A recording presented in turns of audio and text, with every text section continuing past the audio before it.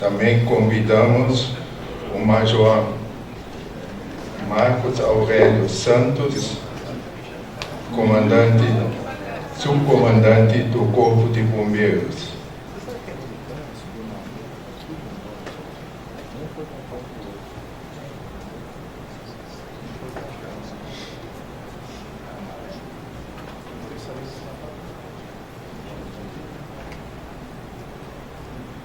A Associação dos Diplomáticos da Escola Superior de Guerra, ADES, através da Delegacia Regional de Uberaba, tem a satisfação de, em continuidade ao curso de Estudos de Política Estratégica, turma General Vilas Boas, receber hoje a visita do nosso ilustre Fúvio Ferreira.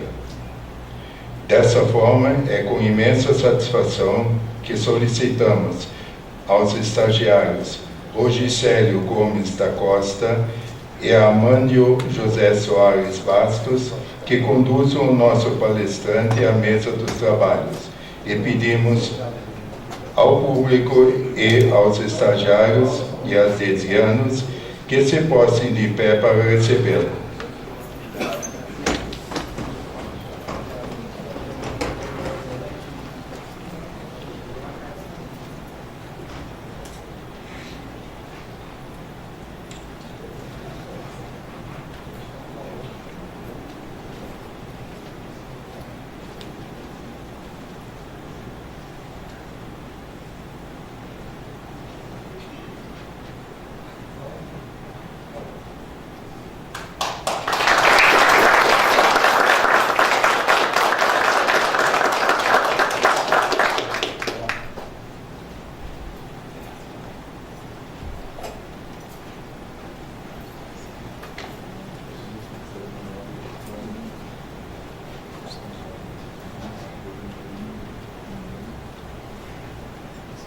Também se encontram nesse recinto Nara Hilda Batista Rocha, do SENAC, orientadora de cursos do SENAC de Uberaba. Watson Azevedo, da FTM, coordenador de inovação. Orlando Geraldo da Silva, CDL, diretor no CDL.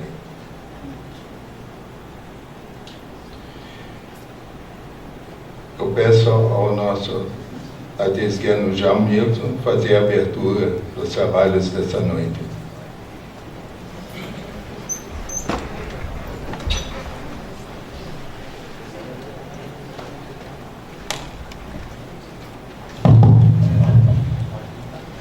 Boa noite.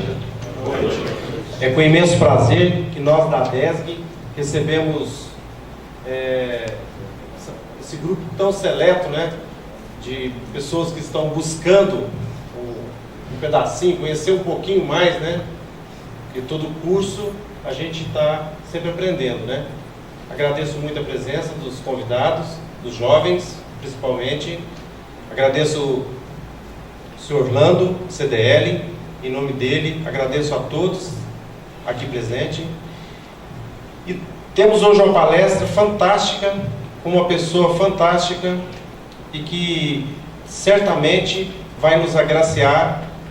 É um presente, né, de Deus, um presente muito grande, de ter alguns minutos da sabedoria desse homem, Fúvio Ferreira, né, presidente do CDL, meu presidente, e uma pessoa que tem muito a ensinar. Vou deixar a palavra para ele, que hoje o nosso tempo está meio corrido. Devolvo para o protocolo. Dando continuidade, gostaríamos de convidar as autoridades nomeadas para que se considerem parte integrante da mesa dos trabalhos. E os demais convidados e autoridades, ora no recinto, rogamos sintam pela parte integrante da mesa. Faremos agora a leitura do currículo vitae do nosso palestrante dessa noite. Fúvio Ferreira, graduado em Direito e pós-graduação em coaching e liderança. Empresário desde 1991, com vasta experiência em varejo. Vendedor há mais de 30 anos. Instrutor de curso de oratória e comunicação. Participou de diversos cursos e convenções no Brasil e nos Estados Unidos. Presidente e diretor de várias entidades ligadas ao varejo, como CDL Uberaba, FCDL Minas Gerais e Sindocomércio. É articulista semanal em diversos sites, jornais e emissoras de rádio. Esse é o currículo do nosso palestrante dessa noite.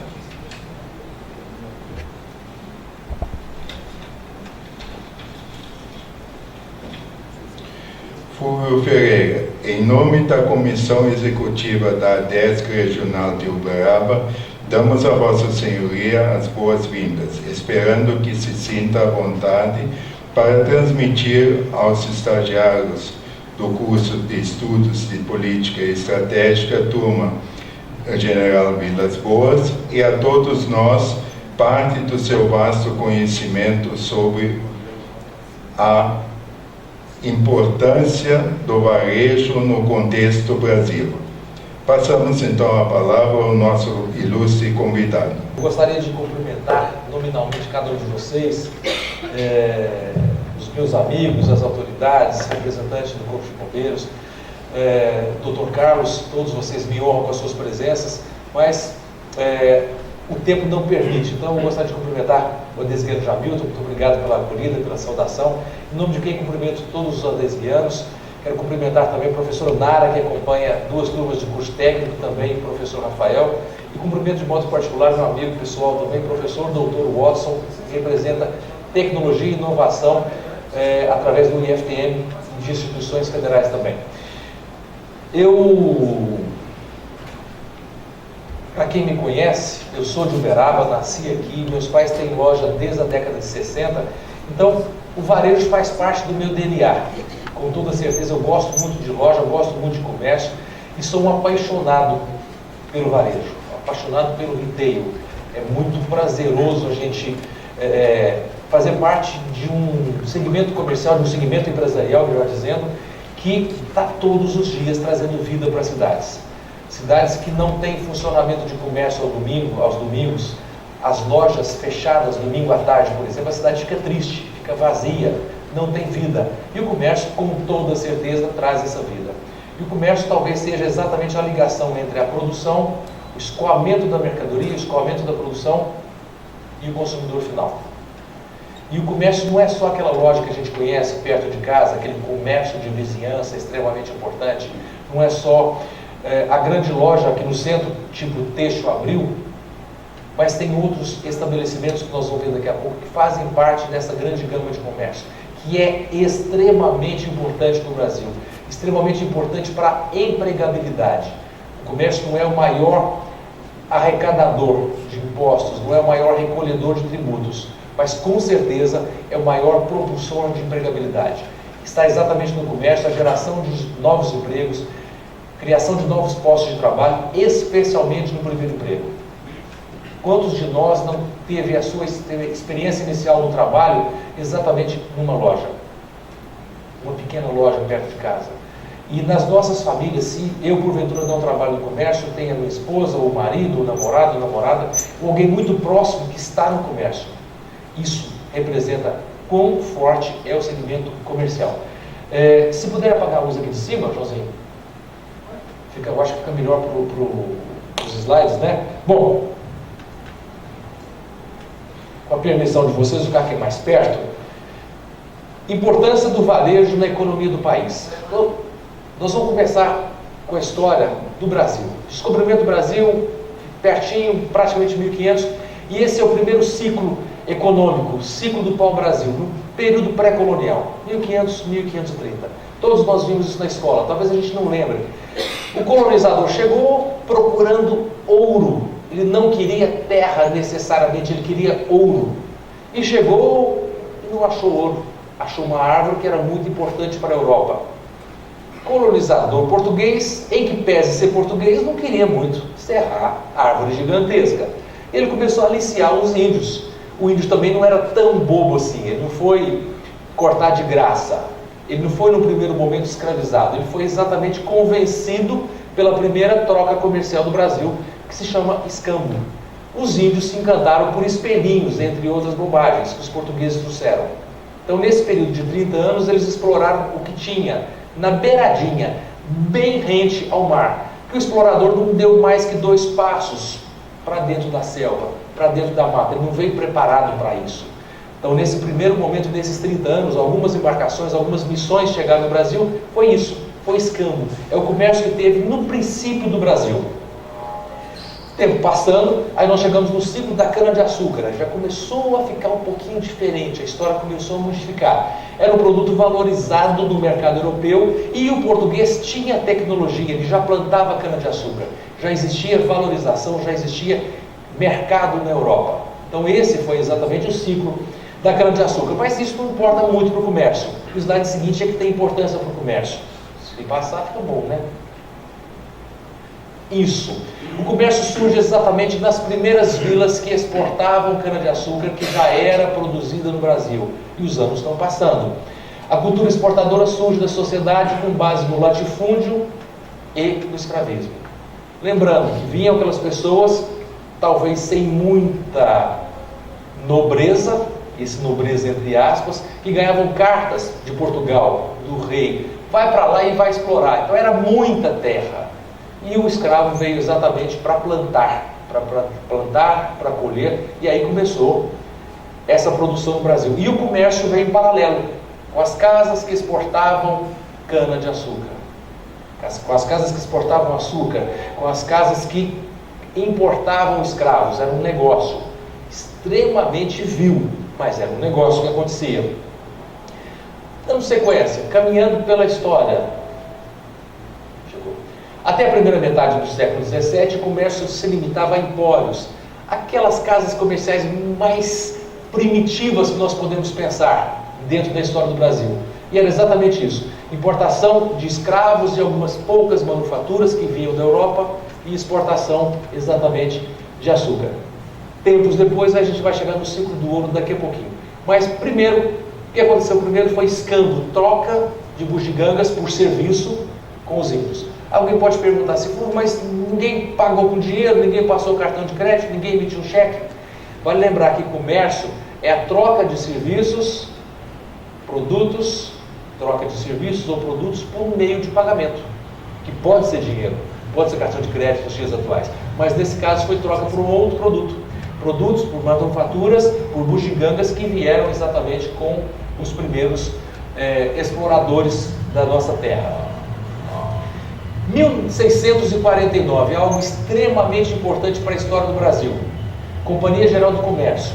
O que isso fazia? O que esse negócio fazia? Tinha um monopólio de venda de vinhos, azeite, farinhas e bacalhau. Estatização ferrenha. Tudo que nós estamos brigando contra começou em 1649. Ou seja, alguém chegava com um barquinho aqui no Brasil com um azeite, Orlando, e era monopólio da coroa portuguesa à venda. Ninguém podia vender no Brasil se não fosse a colônia portuguesa. Isso oficializado em 1649. E também o que eles faziam? Escolta de frotas que iam embora do Rio de Janeiro e Salvador com destino a Portugal. Quem chegou de barquinho aqui era obrigado a comprar os serviços da coroa de volta para casa. Eles organizavam e escoltavam para proteger dos piratas, e não eram poucos. Ou seja, o Estado presente fortemente na economia e nas ações brasileiras daquele tempo.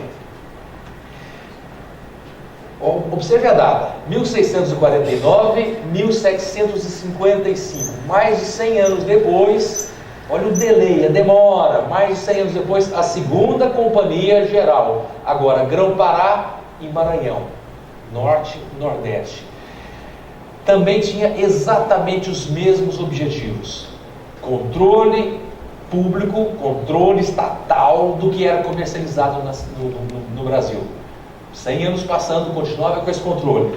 Aí 4 anos depois, uma terceira companhia, Pernambuco e Paraíba. Então nós já tínhamos aí, nesse momento, em 1759, 3 portos funcionando, mas todos sob o jugo da coroa portuguesa, que fazia exatamente as mesmas coisas: monopólio de venda de vinhos, azeite, farinhas e bacalhau, basicamente, e organização escolta de frotas que voltavam para Portugal, normalmente levando coisas, naturalmente, tá? Mas entendam isso, essa forte presença do Estado atrapalhando os negócios. Enquanto isso, no Planalto de Pirapitinga, exatamente em São Paulo, começa a acontecer algo diferente, extremamente importante também para a história do Brasil: captura de índios e busca de ouro e pedras preciosas através das bandeiras. Mas por que os índios? Major, por que a gente tem que achar um índio? Porque o índio conhecia a terra. Exatamente, o índio sabia onde tinha ouro, ele conhecia aquele negócio dourado que brilhava. Para ele não tinha valor, não tinha porquê, nem para quem comercializar. Mas o índio sabia aonde tinha ouro.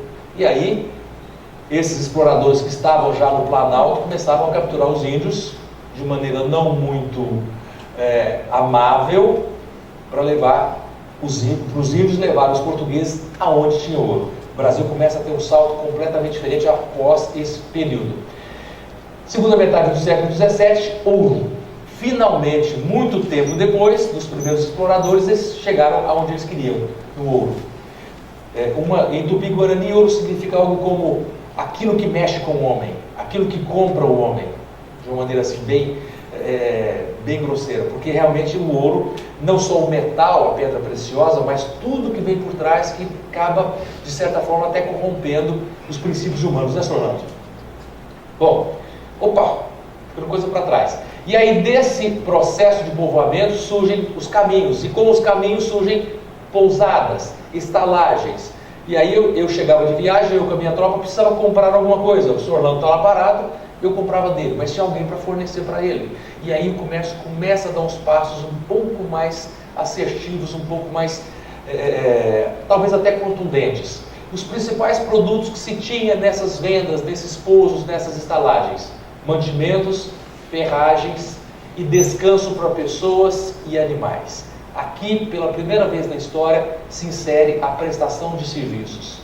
Tinha produto, tinha mercadoria, de várias naturezas, mas aqui começa a prestação de serviço, que é uma grande tendência de se ganhar dinheiro atualmente no mundo: a prestação de serviço. Nós crescemos e nós temos plena ciência de que nos Estados Unidos é muito difícil ter uma empregada doméstica, porque é caro. As pessoas fazem serviços menores, porque a prestação de serviço é muito cara, é muito valorizada. Bom, surgem nesse período, a partir de então, vilas e cidades: São João del Rei, Mariana, Vila Rica, e aí começa efetivamente o aumento do povoamento urbano. As pessoas começam a ir para a cidade, porque onde tem gente explorando ouro, procurando ouro, tem toda sorte de serviço em volta. As pessoas precisam de água, precisam de alimento, precisam até de lazer e de outras coisas mais. Ou seja, então começa a ter uma efervescência maior. Dando sequência, os tropeiros. Olha que interessante. Mais uma vez eu estou falando de São Paulo. E aqui, definitivamente, a gente começa a assumir, os paulistas começam a assumir uma postura diferente, de avanço, de vanguarda. Os tropeiros vindos de São Paulo se firmam como fornecedores das cidades mineiras. E aí, mais uma vez, a gente vê a história mostrando o mineiro meio quieto, esperando chegar aqui na porta. Aí vem o paulista um pouquinho mais esperto, um pouquinho mais atuante, um pouquinho mais proativo, pega a mercadoria e vende para o mineiro. E o mineiro revende. E tá bom para todo mundo. Aqui a história já mostrando um pouco de sossego do mineiro e um pouco de proatividade do paulista. Vinham de mulas que eram trocadas no sul. Naquela época, o sul do Brasil era dominado pelos espanhóis. E os espanhóis criavam mulas, porque sabia já de uma cultura portuguesa o tanto que o animal servia para tudo, no campo e nas cidades, e também nas estradas. E aí olha o gosto dos espanhóis: gostavam muito de aguardente e tabaco. E o paulista, muito esperto: eu levo esse produto, troco pela mula, que me é útil, que é um meio de transporte que vai fazer com que eu leve produtos e mercadorias para os mineiros e eu consigo trazer em ouro. E aí a coisa vai. E a coisa foi caminhando. Chegamos em 1808. coisa mais importante que aconteceu em 300 anos até então e para os próximos 80 anos. O comércio era limitado e a produção basicamente de subsistência. Em 1808, isso é até capa de livro, acontece a coisa mais importante desde o descobrimento: chegada da família real. Talvez seja uma das melhores coisas que a França fez, além de ganhar da gente no futebol, fez pelo Brasil, mandar a família real embora da Europa e vir para o Brasil. Isso mudou radicalmente o nosso Brasil. Se não tivesse acontecido, com certeza o Brasil seria diferente. Para melhor ou para pior, mas com certeza seria diferente. Chegada da família real e marca uma profunda mudança nos rumos do Brasil colônia. Não é só a família real que veio, moçada do Senac. Não é só a família real lá, o rei, a rainha, os menininhos em volta e umas empregadas. Não é só isso. Veio toda a corte. Veio um monte de agregados, veio um monte de puxa-sacos, veio um monte de políticos, vieram pessoas inteligentes, pessoas que bajulavam. Ou seja, da noite para o dia, o Brasil, que era extremamente rural e ultrapassado, começa a ter uma pujança diferente. Começa a ter gente bem vestida circulando pelas ruas sujas e com esgoto a céu aberto, correndo todo tipo de esgoto, de água. Começa a mudar o perfil do Brasil. E com essa quantidade de gente, veio gente também, veio profissionais. E junto veio um rapaz chamado José Lisboa, de extrema importância para a história do Brasil. Ele era político, ele era economista, ele era apoiador de Dom João VI, apoiador de Dom Pedro I, e ele teve o título de Barão de Cairu. José da Silva Lisboa, economista, historiador, jurista e político. Coube a ele o decreto sobre a abertura dos portos. Isso é extremamente importante. Aqueles 6 portos cujas companhias dominavam ferozmente tudo que chegava e que saía, ele abriu os portos. Talvez seja exatamente o discurso do futuro ministro da Economia, ou do economista Paulo Guedes. Deixa circular a riqueza, deixa comprar e vender, sem esse domínio ferrenho que a gente vive. Decreto sobre a abertura dos portos e incentivou a instalação de manufaturas no Brasil. Esse cara é tão importante para a economia, tão importante para a indústria e para o comércio, porque se abre porto, chega mercadoria, sai mercadoria, tem compra, tem venda. Se incentiva a instalação de fábricas, eu vou fabricar, alguém vai ter que vender, e o comércio vai vender. Isso traz vida, isso traz economia, geração de riquezas, circulação de dinheiro. Isso é bom para todo mundo, inclusive para a coroa que recebia. Esse cara é tão importante para o comércio, mas tão importante que o dia do nascimento dele, 16 de julho, menos de um mês atrás, essa data é celebrada o dia do comerciante. Lá atrás, ele fez isso no começo dos anos 1800, do século XIX. Esse cara é lembrado hoje, 100 e tantos anos depois, 200 anos depois, ele é lembrado. O dia do comerciante é em homenagem a esse cara, Barão de Cairu. Tamanha importância de abertura, tamanha importância que nós temos de ter livre comércio. Isso faz diferença tremenda. Então, esse cara, literalmente, José da Silva Lisboa, com todo respeito, é o cara para o comércio.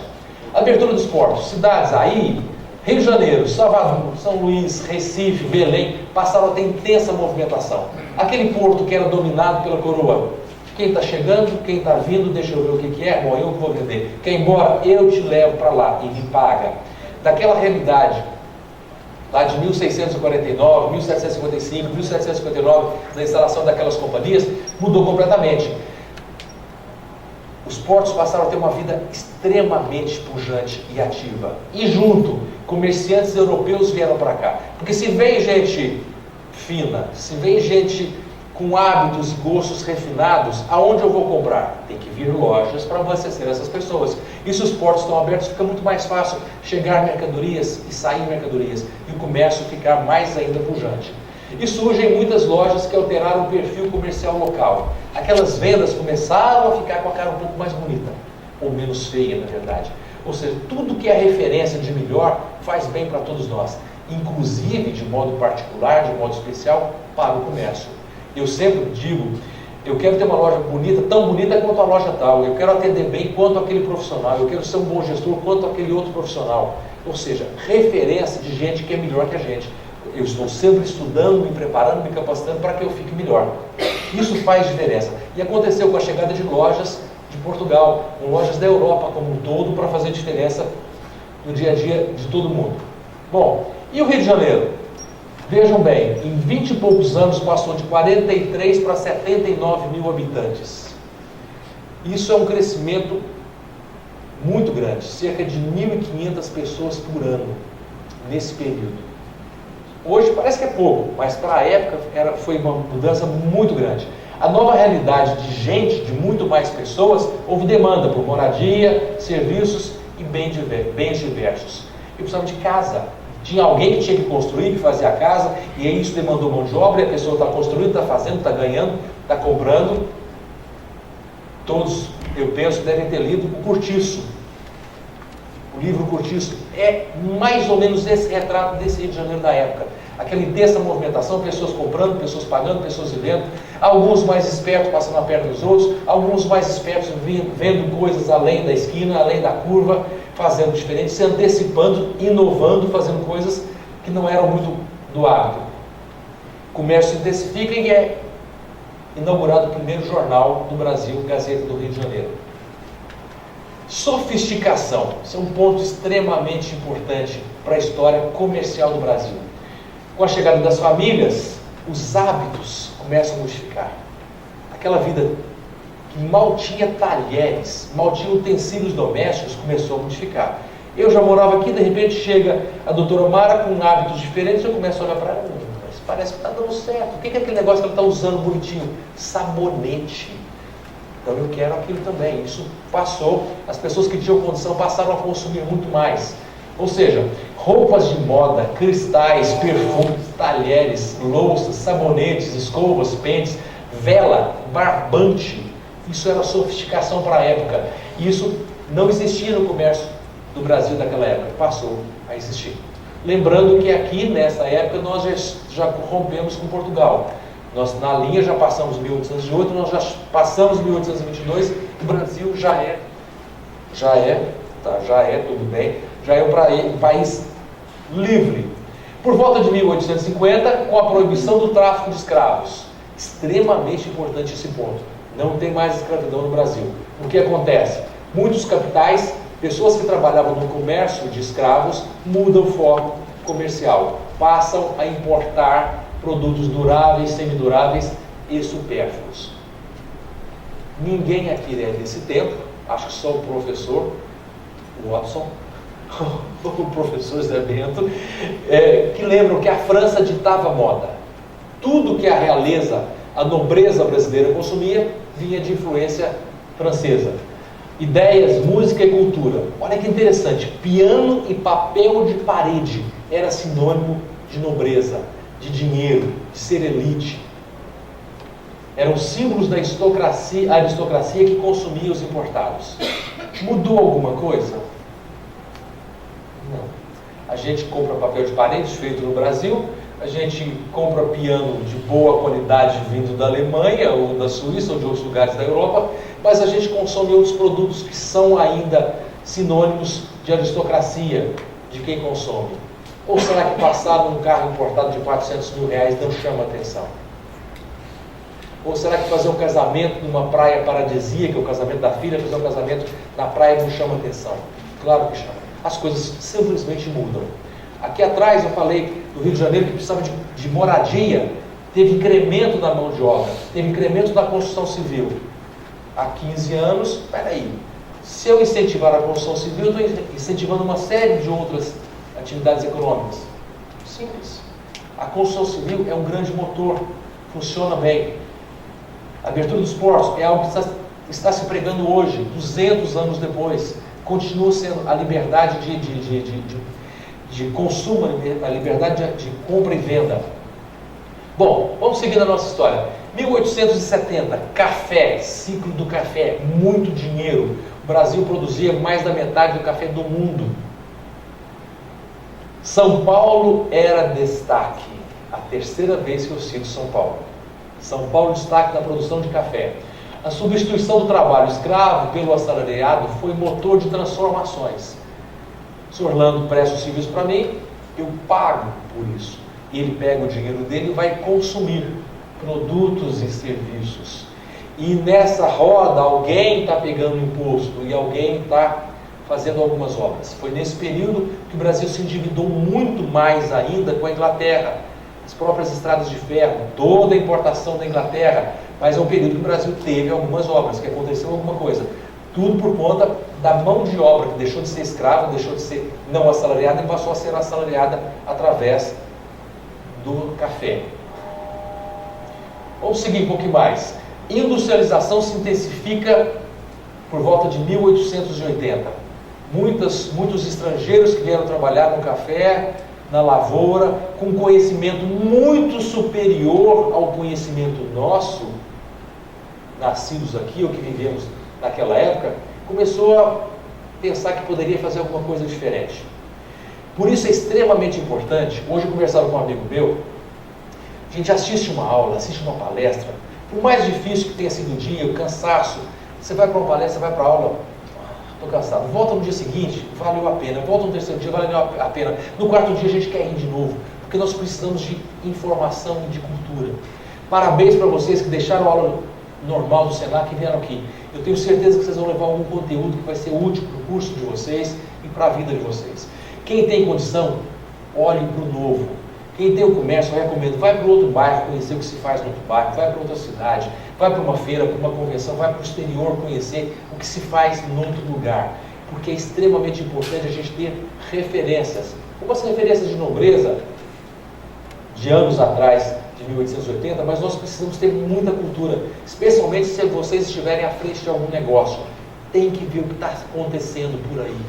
Tem que ter inovação, vanguarda, sim, mas tem que olhar também para o lado, para a gente ter esse parâmetro. A industrialização se intensifica no estado de São Paulo e na cidade do Rio de Janeiro. Olhem o que eu estou dizendo. A industrialização se intensifica a partir de 1880 e se concentra nos estados de São Paulo e na cidade do Rio de Janeiro, que eram produtores de café e comercializadores. A capital do Brasil, a cidade do Rio de Janeiro, exportava café. O estado plantava e a cidade exportava. E o estado de São Paulo plantava e o estado vendia. Não era só a capital. Então a gente acha assim, puxa vida, Franca é muito parecida com Uberaba em tamanho, população, e tem menos de 3 mil funcionários públicos municipais, a cidade de Franca, mas a cidade de Franca é muito mais dinâmica. Está aí a explicação. O Estado fazia acontecer, não era restrito à capital. A cidade do Rio de Janeiro e o Estado de São Paulo. Isso faz uma diferença muito grande. Estamos lá no café. O início do século XX é marcado pelo destaque de alguns imigrantes, alguns que saíram do café, outros que vieram com um pouquinho de dinheiro, que começaram pequenos negócios. Então tinha o sabonete importado, peraí, eu sei como é que faz isso aqui, de maneira um tanto quanto rudimentar, mas eu vou começar a produzir. 100 anos depois da Revolução Industrial. Ou seja, por que o Brasil está no terceiro mundo? A explicação está aqui, entre outras. Nós estamos muito atrasados. Por isso, professor Osso, seja luz para o ecossistema de inovação de Uberaba e da região. Nós precisamos muito conhecimento, precisamos avançar demais, porque nós estamos em atraso, muito atrasados. Então, na virada do século XIX para o XX, o Brasil começou a dar os primeiros passos de industrialização. 100 anos antes. 100 anos antes da Europa já tinha experimentado essa industrialização. Algumas famílias que eu vou destacar. Matarazzo. Os Matarazzo têm origem em Sorocaba, no interior de São Paulo. Começaram os negócios por lá, depois migraram para a capital. O negócio dos Matarazzo era importar farinha. Depois, com algumas dificuldades, inclusive com a Primeira Guerra, ficou difícil. Eu vou montar um moinho. E começou a dar certo esse negócio, depois passou para metalurgia, tecelagem, por aí vai. O conde Francesco Matarazzo, de saudosa memória, chegou a ter a fortuna de 20 bilhões de dólares, um dos homens mais ricos do mundo, disparado o maior complexo industrial da América Latina. Ele chegou a empregar 6% da população de São Paulo. Imagina assim, na cidade 6% trabalhava para as indústrias reunidas Francesco Matarazzo. O Império ruiu, por uma série de razões, mas foram muito grandes. Um imigrante italiano, que nasceu em 1850 mais ou menos, chegou no Brasil jovem e começou a empreender. E empreendeu e deu muito certo. Mais ou menos na mesma época, família Crespi, família Lundgren, já deve ter sido, esse nome já deve ter soado familiar para alguns de vocês, e a família Jafet, ou Jafé, ramo de tecelagens. Lundgren começou lá no Nordeste.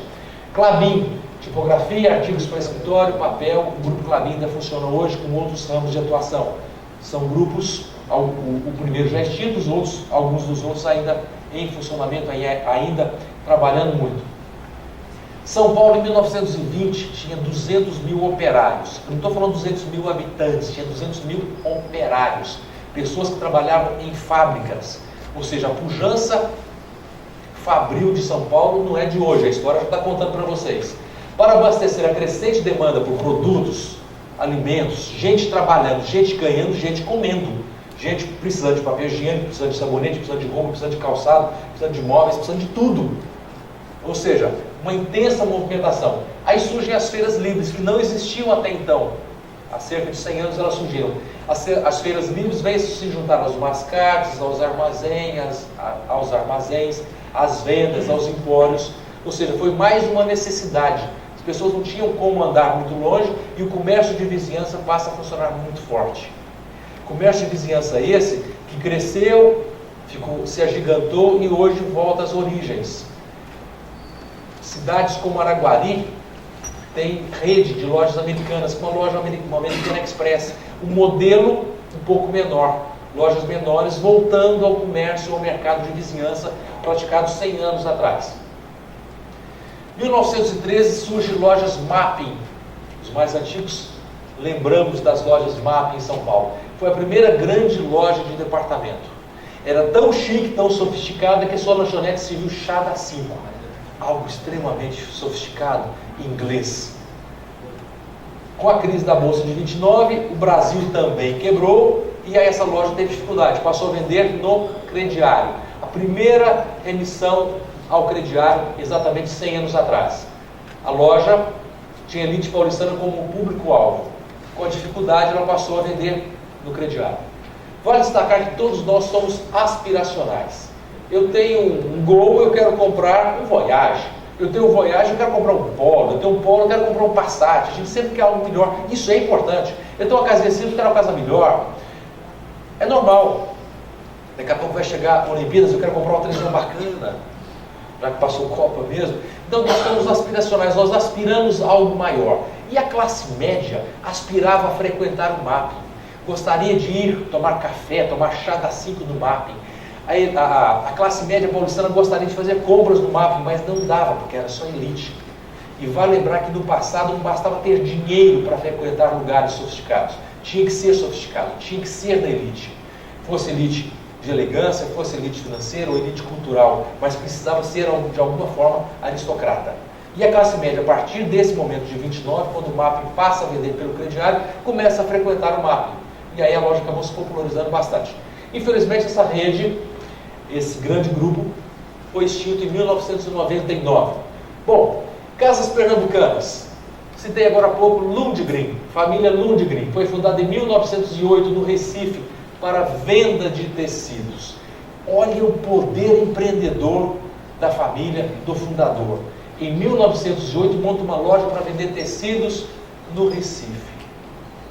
Em pouco tempo ele passa a produzir tecido. Em 1920, 12 anos depois, ele possuía mais de 200 lojas. 200 lojas em 12 anos. E não estava dando cano. A história conta isso para a gente. Em 2013, faturou 6 bilhões, através de 316 lojas, com 17 mil colaboradores. Hoje, os principais nichos do grupo Pernambucanas, das casas pernambucanas: lar, texto, vestuário, eletroeletrônico, produtos e serviços financeiros. Vale destacar já que as grandes lojas, as grandes redes têm uma financeira que banca os seus negócios. Esses dias me perguntaram: eu fui na loja tal comprar, eu estava pagando à vista e não fizeram desconto. À vista ou em 10 era o mesmo preço. Sim, tem uma financeira por trás, então para a loja não faz diferença. As grandes lojas possuem financeiras por trás. As marcas de carro também possuem financeiras por trás. Por isso que às vezes a gente fica meio revoltado que em 10 pagamentos era o mesmo preço à vista, porque tem uma financeira por trás. Então, um dos negócios das casas pernambucanas são serviços financeiros, produtos e serviços financeiros. Quem lembrava da França, vamos romper com a França definitivamente. A década de 30 marcou o avanço do processo industrial e trouxe o American Way of Life. O sonho de consumo agora são os americanos, que passaram a se vender para o mundo através da música, através dos filmes, então a gente ficava encantado. Nossa, eu quero ter um carro daquele, eu quero ter o estilo de vida do americano, que sai para trabalhar de terno, bem vestido e volta, a esposa está bem vestida em casa, controlando a sua casa com os eletrodomésticos. Esse American Way of Life encantou os brasileiros e o mundo inteiro. E todo mundo compramos influências americanas. Bom, as referências francesas foram sendo substituídas pelos produtos americanos. Alguns deles já produzidos em solo nacional, graças à visão de muitos estrangeiros. Anteontem, um coronel do Exército falou nessa mesma sala que a gente não deve ter muita diferença com os venezuelanos que estão chegando. Estão vindo gente boa, estão vindo pessoas que têm cultura, que têm conhecimento, que têm informação, que pode até ajudar o nosso país. Especialmente os italianos, os japoneses, que contribuíram e contribuem muito para com o nosso Brasil, especialmente italianos na industrialização. Muito bem, na virada de 40, aí não tem ninguém que nasceu nessa época, mas daqui a pouco a gente vai chegando. Nos anos 40 surge em São Paulo a loja Sears, que inaugurou um conceito moderno de varejo. 1940, ainda existiam poucos carros no Brasil, a loja surge com estacionamento, com lanchonete, e foi pioneira no sistema self-selection, ou seja, não tem mais tanta tutela do vendedor no balcão. As pessoas chegam, pode pegar a mercadoria, escolher a mercadoria. A selection, a seleção, ela pode escolher a mercadoria, pega uma bolsa, vira, e o vendedor, menos vendedores, num outro momento só de amparo, de tutela ao cliente, ao shopper, efetivamente. Bom, ainda na década de 40, surgem as lojas especializadas em roupas. Acho que aqui só eu e o senhor que somos mais antigos, né, senhor? Lojas de roupas feitas, roupas para homens, senhoras e crianças. Isso era slogan nos anos 60, 70. Surge exatamente nos anos 40. E surge junto com as lojas o conceito de vitrine. As lojas não tinham vitrines. Por isso que até hoje tem gente que fala uma casa comercial. Não é à toa, era uma casa comercial que tinha portas, não tinham vitrines. Surge exatamente nos anos 40 esse conceito de vitrine, esse conceito de publicidade, de propaganda em rádio, jornal e o uso de datas. Natal existe desde sempre, mas não tinha um uso, uma exploração comercial. Isso começou ali, nos anos 40. Em 48 é criado o Dia das Mães, inspirado em data americana. Já existia em alguns países da Europa. Então, opa, vamos fazer Dia das Mães, para homenagear as mães, para paparicar as mães e para vender mais.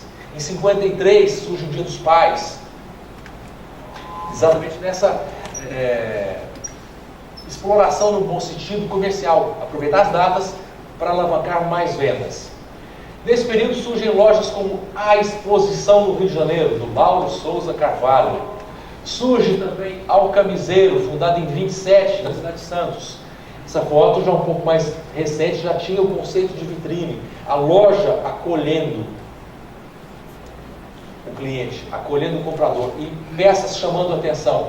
Casa Tavares foi fundada no Rio de Janeiro em 38 pelos irmãos Orlando e Oswaldo Tavares, que eram alfaiates, e mais um colega de serviço chamado Alfredo Vaz. Casa Tavares. Essa loja nos anos 90, querendo entrar no mercado jovem, lança a marca Taco. Casa Tavares fechou, mas a marca Taco ficou. Uberaba tem lojas Taco, uma loja para o público jovem. Ou seja, começou a marca Taco, na verdade, começou lá em 38, no Rio de Janeiro. Observe essa foto. Portas, uma pequena vitrine. Hoje, tudo que a gente quer é colocar vitrine. E uma vitrine leve, moderna, bonita, que venda a mercadoria. O cliente passe e se encante com o que está lá. Ou seja, hoje nós temos já conceitos, o próprio Senac ensina muito bem essa lição de casa, de vender mercadoria através da vitrine. Isso é muito bacana, é muito importante também. Ducal Roupas, fundada na década de 50 por José Vasconcelos de Carvalho e os primos José Cândido e José Luiz. Ducal Roupas. É um trocadilho do Ducal de duas calças. Você comprava uma e levava duas. Foi uma estratégia de marketing da época. E funcionou muito bem, essa loja foi muito famosa nos anos 50 e nos anos 60. A linha de 72 se estrelava nada mais nada menos que Pelé. Pelé e Emerson Fittipaldi foram garotos, alguns dos garotos propaganda dessa loja que vendia em 24 parcelas. Graças a esse crediário gigantesco ela cresceu. E graças a esse crediário gigantesco ela quebrou. Meados de 60, com as dificuldades econômicas do Brasil, ela estava passando por dificuldades. E aí ela se uniu a uma outra loja. Alguém arrisca os mais antigos? Ducal, o que lembra? Bemoreira Ducal. Então houve a união da loja de confecção Ducal com a rede mineira Bemoreira. Virou Bemoreira Ducal, que funcionou até 1986. Uberaba tinha Bemoreira Ducal. Veja as propagandas, bem ousadas. Ninguém vai ficar com saudade, né, Sorlando? Calças boca de sino da década de 70. Uma motoquinha que era vendida também pela Bemoreira Ducal. Olha que interessante, lojas abertas diariamente até as 22 horas. Hoje não dá para ter uma loja aberta até as 22 horas se não for um shopping ou uma forte estrutura de segurança. Infelizmente. Mas isso acontecia lá atrás. Brasil, talvez vivendo nos anos 70 um milagre econômico, pessoas comprando, pessoas precisando de produtos e as lojas crescendo. Bom, Garbo.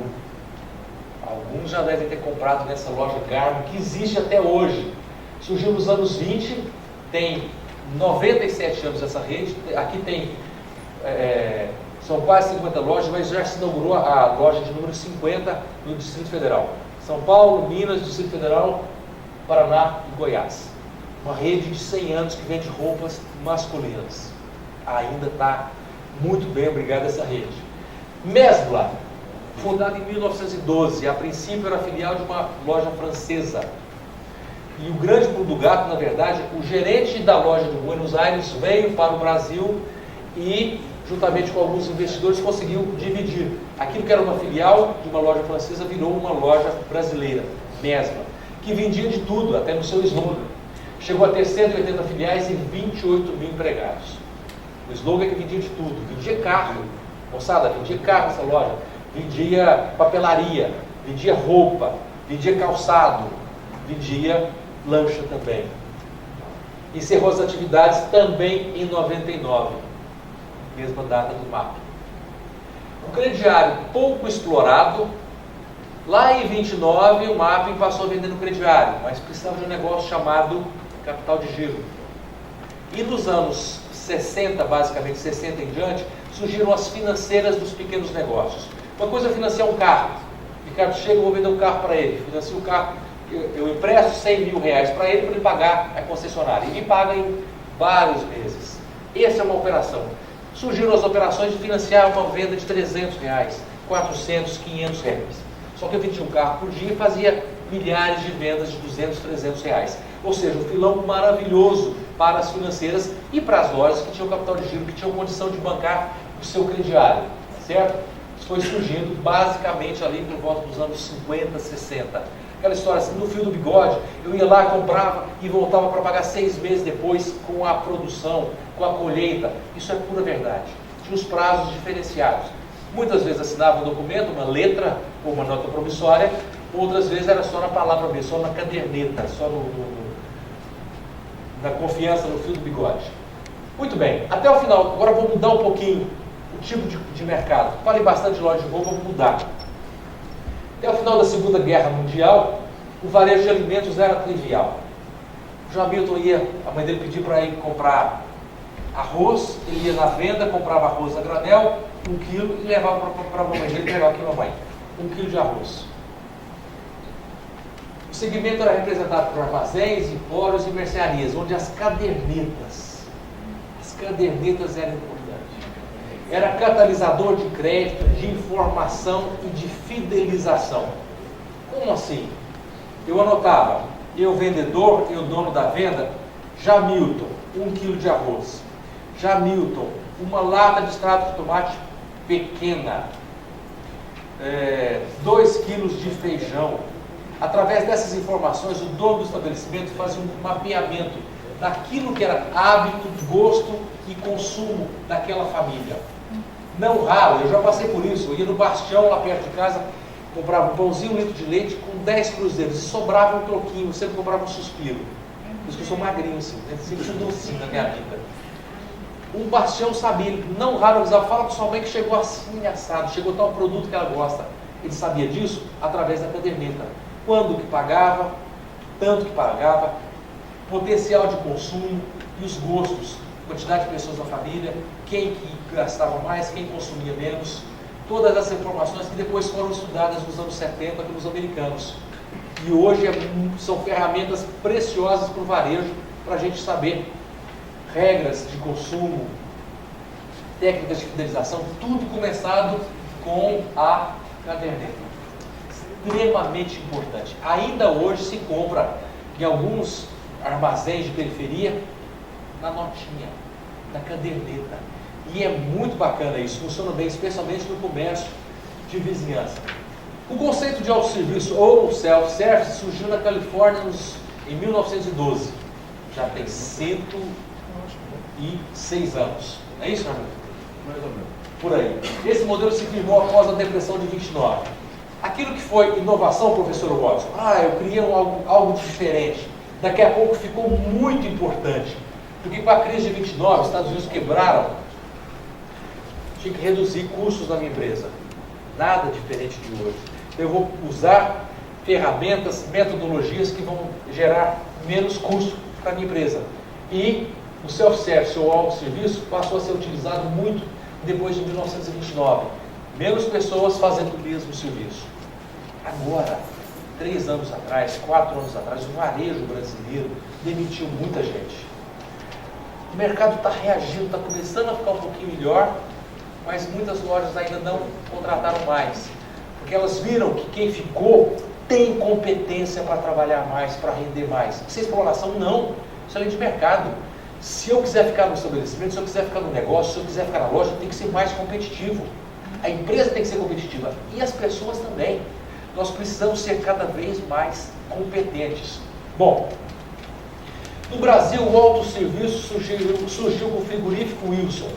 A gente fala frigorífico, lembra só num abatedouro de carnes, de animais. Não é exatamente isso, mas era uma loja. Mas que era chamada frigorífico Wilson. Que da parte de mercearia era autosserviço e no açougue era uma venda tradicional, com apoio, com suporte do profissional. Para quem achar que o frigorífico Wilson está estranho, Zebu Carnes, não é só carne, não é só açougue, é um supermercado. Então, o frigorífico Wilson, lá em 47. 2 anos depois, surge uma loja parecida chamada Depósito Popular, que oferece produtos de mercearia através do sistema autosserviço. A pessoa chega, pega, escolhe, põe no carrinho e vai embora. Ou põe na cestinha, ou põe na sacola e vai pagar. Bom, coincidentemente, as duas, de 47 e 49, não tiveram sucesso. Mas foram pioneiras, tiveram a coragem de inovar, quebraram a cara, tudo bem, mas lançaram uma nova cultura no Brasil que era completamente diversa dessa americana. Em 53 surge o supermercado Silvas. Esse é o marco dos supermercados no Brasil. O supermercado Silvas, que definitivamente passa a utilizar layout, equipamentos similares aos supermercados americanos. Lá atrás, 20 anos antes, nós encantamos pelo American Way of Life e em 53 o varejo começa a valer. 53 foi o início do Dia dos Pais, da data do Dia dos Pais. Ele vendia carnes, frutas, verduras e toda a linha de mercearia em 800 metros quadrados. Era quase um latifúndio de tão grande. 800 metros quadrados. Peixe Abril tem muito mais de 1.500 aqui no centro. Bom, mas era um grande supermercado. Tinha as seções como nós conhecemos hoje, as gôndolas e muita informação visual. Isso ali, logo ali em 53, né, Sorlando? Um dia desse, né? Bom, a formatação de loja, atendimento, treinamento, dos funcionários foi referenciado pelo PegPag, uma outra loja que chamava PegPag, que surgiu em 54, no ano seguinte. 53 uma loja importantíssima, 54 outra, em 57 surge o Maps. O Maps era o supermercado do grupo Mapping. Funcionou um tempo, depois sai do mercado. E o Pão de Açúcar surge em 59. Significa que 11 anos antes, em 1948, o pai do Abílio Diniz montou uma doceria. Esse que virou o maior grupo brasileiro do ramo. A década de 70 é marcada pelo milagre econômico. Aí vários de nós já tínhamos nascido. Talvez alguns até querendo comprar um carro, querendo experimentar um carro, né, doutor Carlos? Quanto que é? 70? 70. Ainda não, tudo bem. Nesse período surgem os primeiros hipermercados. O conceito mudou. Daquela loja da década de 50 de 800 metros, nós passamos para 3 mil metros quadrados. Graças a muita gente trabalhando, muita gente ganhando e muita gente consumindo. Quem ganha, gasta. Esses hipermercados vendiam, além da completa linha de alimentos convencional, roupa, que não estava presente até então. Roupas, presentes, utilidades domésticas, eletrodomésticos, e tinha estacionamento, lanchonete e restaurante. As cidades já estavam muito maiores, ou seja, as pessoas iam de carro, paravam o carro, faziam compras, comiam, lanchavam ou se alimentavam numa refeição. O conceito mudou. Isso ali, na década de 70. Efetivamente, em 73 chega o Macro, que foi o primeiro atacado de autosserviço. Depois foi migrando, hoje é um atacarejo e é moda no Brasil. Em 75 chega o francês Carrefour. Nos anos 80 e 90, tecnologia, professor Walter. Acontecem reestruturações e concentrações do setor supermercadista. O Pão de Açúcar, que cresceu, quase quebrou, começa a retomar a sua liderança nos anos 90. Pais Mendonça, um grande grupo, Eldorado, são incorporados. As bandeiras internacionais de supermercados começam a desembarcar no Brasil. O grupo Harold adquire Bom Preço, o Casino se une ao Pão de Açúcar e o Walmart chega no Brasil 23 anos atrás, em 1995. A década de 90, aí sim, marcada por tecnologia, por automação, EDI, SR, código de barras, como mix de produtos fotográficos. Pode soar engraçado para a meninada, mas material fotográfico, CD, perfumaria, pratos prontos. A mulher já não está em casa mais, a mulher trabalha e muito. Então, a vida do brasileiro mudou muito. Então, pratos prontos, hortifruti, flores, plantas, tudo isso foi anexado ao mix de produtos que o varejo vendia. Aí chegou a internet, nos anos 90, na década de 90. E aos poucos conquistou a juventude, os mais jovens, aos poucos passou a conquistar os menos jovens, aqueles que já tínhamos algumas décadas de vida. Mas a internet teve muita dificuldade, exatamente, preferencialmente o e-commerce teve dificuldades. Meio de pagamento. Nós estávamos vindo de uma época onde não tinha cartão de crédito. Existia, mas era muito raro. Quem é do varejo aqui sabe o que eu estou falando. A gente pegava um livro, parecia um catálogo, uma lista telefônica, pegava o cartão de crédito, folheava pelos 4 primeiros números, depois os 4 na sequência, via se não estava cancelado o cartão. Não está cancelado? Tudo bem, vamos dar sequência na venda. Telefone, ligava na central para pedir autorização. Cartão número tal, loja tal, número tal, valor da venda, se era parcelado ou não. Praticamente não existia parcelamento. É preciso destacar aqui os 3 grandes empoderamentos do cliente. Na década de 90, até a década de 90, em 1970 e 80, o comércio vendia aquilo que tinha em estoque. Não tinha poder de barganha, poder de compra. Criança não decidia nada. Uma mãe chegava aqui no Tremendão, por exemplo, para comprar tênis para o filho, tinha 5% do mix de tênis era All Star, que era caro, tinha Conga, Bamba, Rainha, Olímpicos e Quixute. Era o que tinha. Se o menino quisesse um Quixute, quisesse um Rainha e não tivesse, ou a mãe não tivesse como comprar, comprava o Quixute. Vamos voltar semana que vem? Não existia isso, voltar semana que vem. Porque a inflação era galopante. Eu tenho dinheiro para comprar hoje, amanhã meu dinheiro não dá mais. Compra o que tem. Então o primeiro grande empoderamento dos clientes foi em 1990. Código de Defesa do Consumidor. Eu comprava uma cadeira, chegava em casa, estava quebrava uma semana depois, eu levava para a loja, o vendedor ou o gerente ou o dono enrolava, ou seja, volta para casa com essa cadeira e pronto, vai ficar assim mesmo. O lojista trocava se ele tivesse bom senso, se ele fosse honesto ou transparente. Se ele não fosse, ele enrolava o cliente tinha que fazer. Não tinham relações consumeristas, não tinha disciplina, não tinha legislação para isso. E aí chegou o Código de Defesa do Consumidor, 90, 91, foi o primeiro grande empoderamento do cliente. Segundo grande empoderamento do cliente, 94, estabilização da moeda, plano real. Opa, o dinheiro que eu compro hoje no tênis rainha é o mesmo que eu vou pagar daqui a um mês, ou daqui a 2 meses. Então eu posso esperar, eu posso ir na outra loja, eu posso visitar, pesquisar outras lojas. E aí o cartão de crédito voltou com força, porque se a moeda está estável, então eu posso pagar no cartão de crédito. Aí o cartão passou, depois de um tempo, a vender no parcelado. Então esse meio de pagamento não tinha o cartão de crédito. O cartão de crédito estava voltando. Então eu não sei se o cartão de crédito vai funcionar, eu não tenho cartão de crédito, eu não sei se vão entregar na minha casa, se vai demorar, se vai vir um tijolo dentro. E que garantia eu tenho? O Código de Defesa do Consumidor de 90 não contemplava nenhum tipo de compra eletrônica. Continua sem fazer isso hoje. Existe legislação paralela para acrescentar, mas o Código de Defesa do Consumidor carece de reformulação, especialmente por causa do e-commerce. A realidade mudou muito. Então, no começo da internet, eu não sabia se ia chegar. Como é que eu troco? Se chegar no serviço, eu não gostar. Não tinha. Então, tudo isso trazia um certo distanciamento do cliente para com o e-commerce. Mas o tempo foi mudando. E a internet que começou, o e-commerce que começou assustando, hoje é um aliado do consumidor. O e-commerce é um aliado também do lojista que souber utilizar essa ferramenta. E as lojas hoje são omnichannel. Aí eu acho que a maioria vai lembrar, há uns 10 anos mais ou menos, 8, 10 anos, a gente reclamava muito. Eu pegava o jornalzinho de ofertas do Magazine Luiza e uma televisão 32 polegadas custava R$800. Eu ia na loja com o jornalzinho e acabava comprando por R$700. Aí se eu tivesse computador, se eu tivesse internet, discada da época e eu olhasse, eu conseguia por R$700. Cada canal tinha um preço. As lojas já tinham alguns canais de vendas, de comunicação com o cliente, mas cada um tinha um preço. E com o passar do tempo, isso coisa de 6 anos mais ou menos, as lojas entenderam que elas tinham que estar todos os canais embaixo do mesmo guarda-chuvas.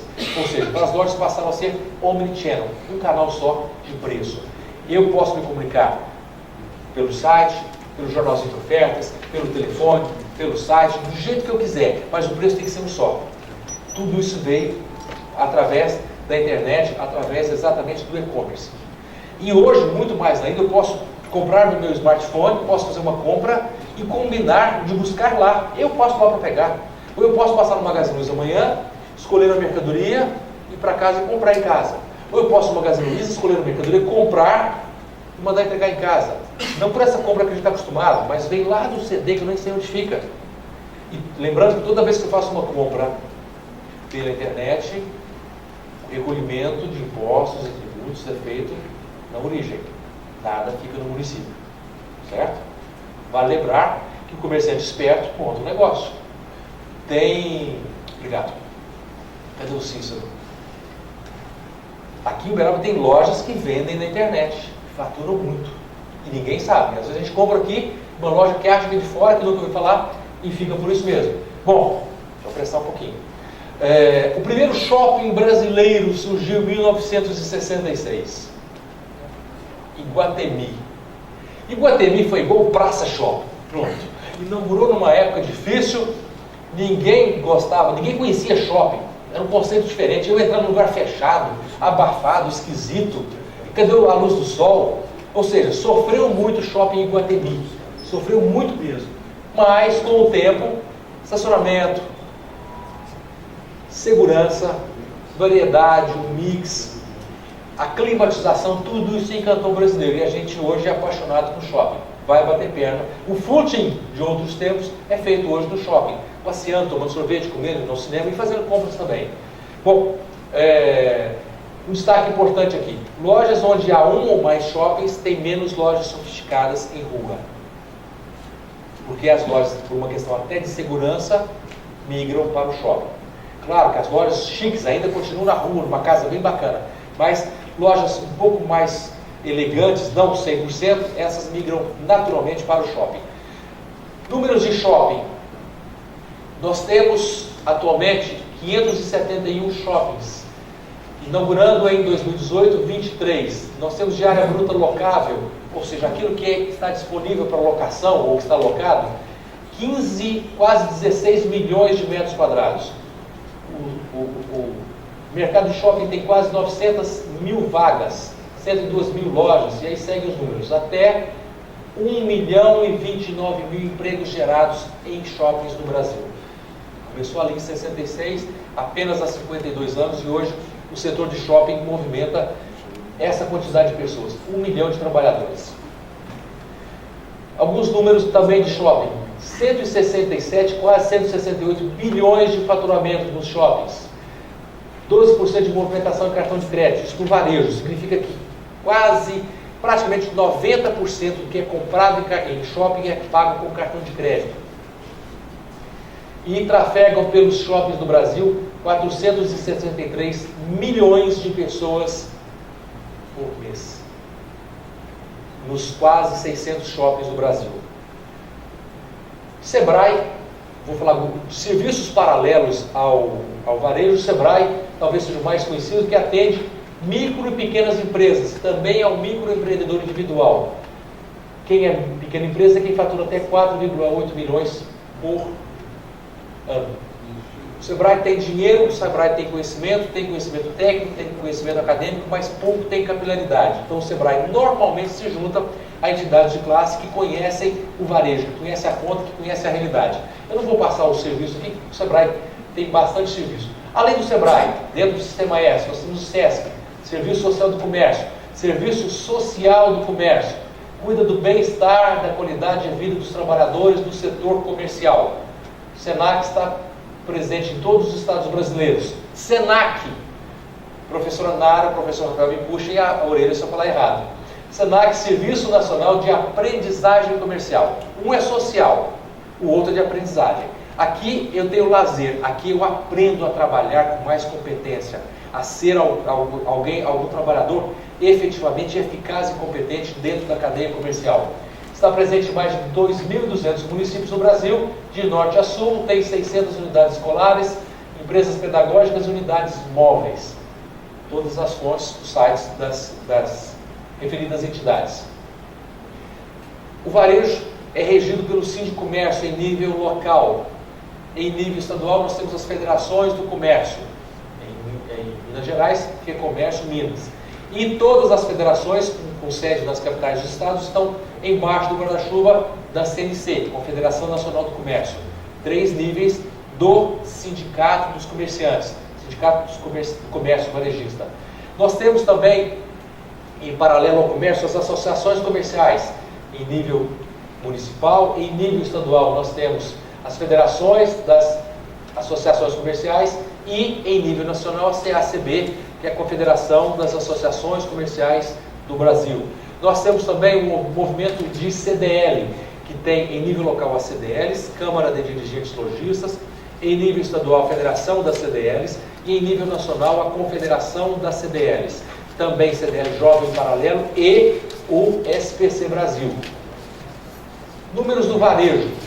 O sistema CDLista está presente nas 27 unidades da federação, é a voz de cerca de 2.000 entidades, tem 500 mil empresas associadas, 1 milhão de pontos de venda, representa 5% do PIB brasileiro, só as empresas ligadas a CDLs, gera 4,6 milhões de empregos e fatura 340 bilhões por ano as empresas ligadas ao sistema de CDL.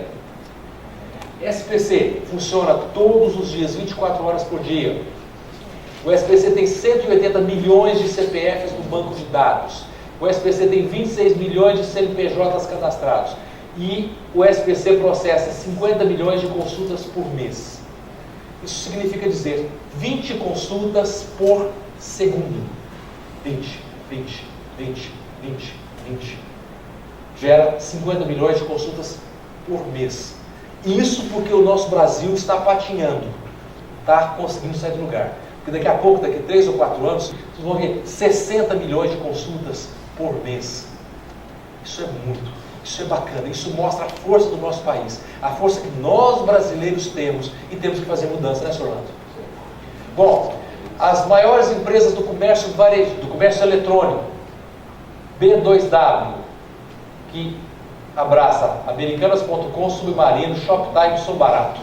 Segundo maior grupo do comércio eletrônico do Brasil, Cenova, Casas Bahia, Ponto Frio, Cdiscount, Barateiro e Extra. Terceiro maior grupo de comércio eletrônico, Magazine Luiza, que tem uma só loja, que é o magazineluiza.com. Máquina de vendas, Ricardo Eletro, em processo judicial, quebrando, dando câmbio no meio mundo, chegando um grupo para comprar. Máquina de vendas, Ricardo Eletro, Citilar, Insinuante e Salfer, e Eletroshopping.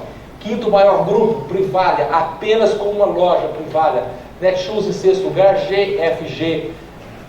Marcas, as lojas da Fit, Canui e Tricai. Em sétimo lugar, Saraiva. Em oitavo lugar, Walmart, com apenas uma loja. Em décimo lugar, Fast Shop e A2U. Bud, Compra Certa, Renner em 12º lugar. Os maiores varejistas do Brasil, Carrefour e Pão de Açúcar. Pão de Açúcar está dividido alimentos dos demais ramos. Se juntar, é disparado em primeiro lugar na frente do Carrefour. Walmart, Via Varejo, Lojas Americanas, Raia Drogazil, Boticário, Magazine Luiza, Cencosud, que é uma rede chilena que comprou Bretas, Lojas Renner, Drogaria São Paulo, Macro, Máquina de Vendas Ricardo Eletro e Grupo Guararapes, Riachuelo, em 14º. PIB do Brasil. Em 2017, o setor de serviços, transporte, armazenagem, correios e outros, movimentou 4,1 trilhões de reais. Se a gente separar o comércio, o varejo, como a gente imagina, só lojas, nós movimentamos 715 bilhões. O setor amplo de serviços do varejo representa 73% do PIB e só o comércio 12,7% do PIB. Dados de 2017. Empregabilidade no varejo, 17.440 milhões de pessoas. Isso equivale a dizer 19,2% da população economicamente ativa. Em números arredondados, a cada 5 pessoas e meia, a cada 6 pessoas, uma trabalha no varejo. Aqui talvez seja um pouco mais, talvez seja um pouco menos, mas em números gerais, o varejo representa 19,2% da empregabilidade da população economicamente ativa no Brasil. Vai pegar as fontes e eu encerro dizendo que as maiores mudanças no comércio ocorreram nos últimos 70 anos. O varejo tem se mostrado capaz de incorporar velozmente as mudanças tecnológicas e tem levado o setor a recriar-se continuamente. O futuro é incerto e certamente trará surpresas ainda maiores. Pela atenção e pela paciência de vocês, muito obrigado.